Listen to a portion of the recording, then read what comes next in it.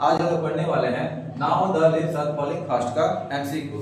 इसमें जितने भी एमसीक्यू हैं सारे के सारे इंपॉर्टेंट एमसीक्यू हम दिए हुए हैं, आप लोग देखिएगा लास्ट तक और अच्छे से पढ़िएगा। जिसका पहला क्वेश्चन है, देखिए पहला क्वेश्चन क्या है। When did W.H. Auden born? W.H. Auden का जन्म कब हुआ था? ठीक है, ऑप्शन आपका है 1970, 1908, 1907, 1913। तो W.H. ऑडेन का जन्म कब हुआ था? जब हम लोग पढ़े थे तो जन्म हुआ था 1907 ईस्वी में और मृत्यु हुआ था मृत्यु हुआ था 1973 में। ठीक है, जब हम चैप्टर पढ़ाए थे तो बताए थे कि W.H. ऑडेन का जन्म हुआ था 1907 में। कहाँ हुआ था? इंग्लैंड में। कब मरे? 1973 में। कहाँ जाके बस गए? अमेरिका में। ठीक है, तो अगला क्वेश्चन देखिए क्या है। अगला क्वेश्चन है आपका when did W.H. Auden die? W.H. Auden का मृत्यु कब हुआ था? 1963 में, 1953 में, 1973 में या 1965 में? अभी जस्ट बोले 1907 में जन्म, 1973 में मृत्यु। ठीक है, अगला क्वेश्चन देखिए क्या है। For which book was W.H. Auden awarded the Pulitzer prize? किस किताब के लिए W.H. ऑडेन को पुलित्जर प्राइज मिला था? वो किताब का नाम क्या है? The orator, the new year later या द डांस ऑफ डेथ या द एज ऑफ एंजाइटी? तो द एज ऑफ एंजाइटी के लिए इनको पुलित्जर प्राइज मिला था। कब मिला था? 1948 में। ठीक है, अगला क्वेश्चन देखते हैं। Where did W.H. Auden born? W.H. Auden का जन्म कहाँ हुआ था? W.H. ऑडेन का जन्म हुआ था इंग्लैंड में। कहाँ हुआ था? इंग्लैंड में। और कहाँ बस गए थे? अमेरिका में। तो यहाँ पे ऑप्शन हमारा क्या हो जाएगा? इंग्लैंड। अगला क्वेश्चन है where did W.H. Auden settled? W.H. Auden कहाँ जाकर बस गए? ठीक है, अभी जस्ट बताया हम यूएसए मतलब कि United state of America, England, France या जर्मनी। तो यूएसए में, अमेरिका में जाकर क्या हो गए थे? जाकर बस गए थे। अगला क्वेश्चन है W.H. Auden's work was divided into two phases, British and dash. W.H. Auden का जितना भी काम है उस काम को दो फेस में बांटा गया है, एक ब्रिटिश फेस और एक कौन है? एक दूसरा कौन सा फेस है?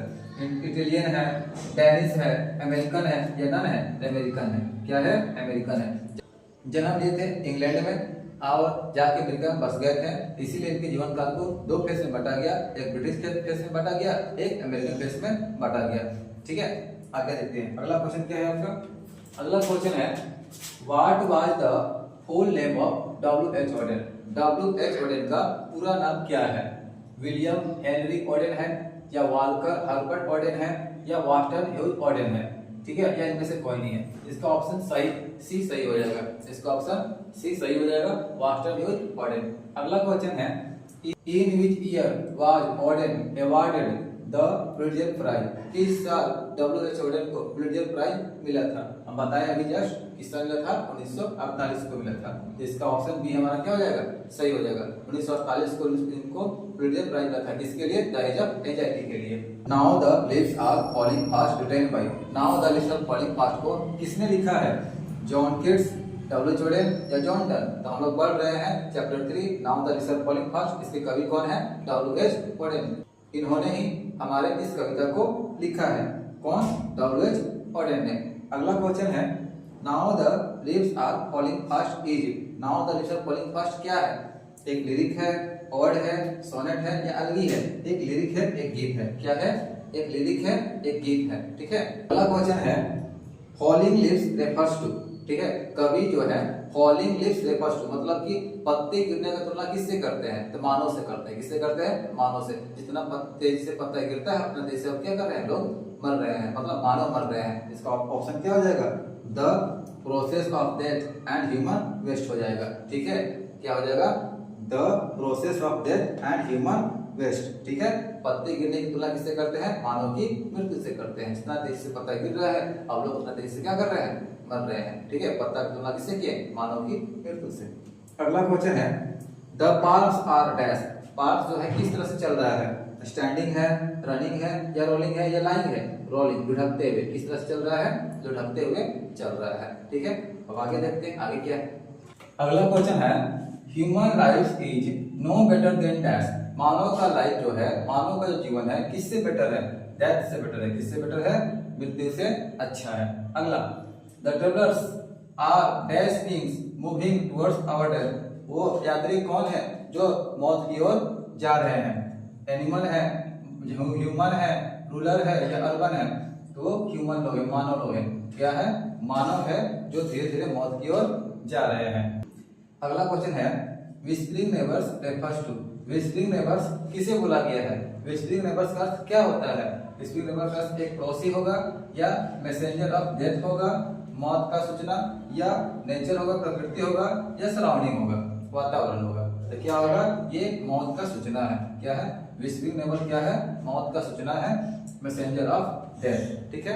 अगला क्वेश्चन है आपका after death the active hands. मरने के बाद जो सक्रिय हाथ होता है उसका क्या होता है? फ्रीज हो जाता है, लेजी हो जाता है, लूजिज हो जाता है, या वक्त हो जाता है। फ्रीज मतलब ठंडा पड़ जाता है, लेजी मतलब आलसी हो जाता है, लूजिज मतलब कि लूजिज मतलब खो देता है, या वक्त मतलब काम करता है।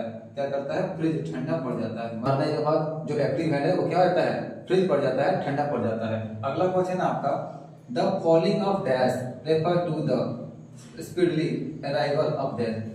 क्या तेजी से गिर रहा है जिसका तुलना मौत से किया गया है? ठीक है। क्या तेजी से गिर रहा है जिसका तुलना मौत से किया गया है? ठीक है। लिप्स है, स्नो है, स्टॉर्म है, या स्टोन है। लिप्स पत्ता तेजी से गिर रहा है, वही क्या है? पत्ते को वही तुलना किया गया है मौत से। जितना तेजी से पत्ता गिर रहा है उतना तेजी से लोग क्या कर रहे हैं? मर रहे हैं। अगला क्वेश्चन देखते हैं। अगला क्वेश्चन है आपका the dash became dumb to see the leafless tree. कौन पत्ता रहित पेड़ को देखकर गूंगी हो जाती है, डम हो जाती है? पीकॉक, मोर, हैन, मुर्गी, या नाइटिंगेल, बुलबुल। नाइटिंगेल क्या हो जाती है? जिस पेड़ में पत्ता नहीं होता है उस पेड़ को देखकर डम हो जाती है, गूंगी हो जाती है। अगला क्वेश्चन है आपका dash waterfall could bless the travels. कौन सा वाटरफॉल यात्री को आशीर्वाद देने का काम करता है? किस रंग का? व्हाइट, रेड, येलो, या ग्रे? आपका आंसर हो जाएगा व्हाइट। क्या आंसर हो जाएगा? White waterfall. अगला क्वेश्चन है tree shade there leaves in dash. Tree जो है अपना शेड किस मौसम में देता है? विंटर में, एटम में, रेन में, या समर में? एटम के मौसम में। किस मौसम में? एटम के मौसम में। अगला क्वेश्चन है डैश पर्सन आर ट्रेवल्स। कौन से पर्सन जो है वो यात्री हैं? यंग है, ओल्ड है, इंटेलिजेंट है, या क्लेवर है? यंग है। वो पर्सन कौन है? जो यात्री कौन है? यंग लोग हैं, युवा लोग हैं जो यात्री हैं। अगला क्वेश्चन है the leaves are falling dash. जो पत्ते हैं किस तरह से गिर रहा है? फास्ट तेजी से, स्लो धीरे धीरे, गुड अच्छा से, सुन जल्दी।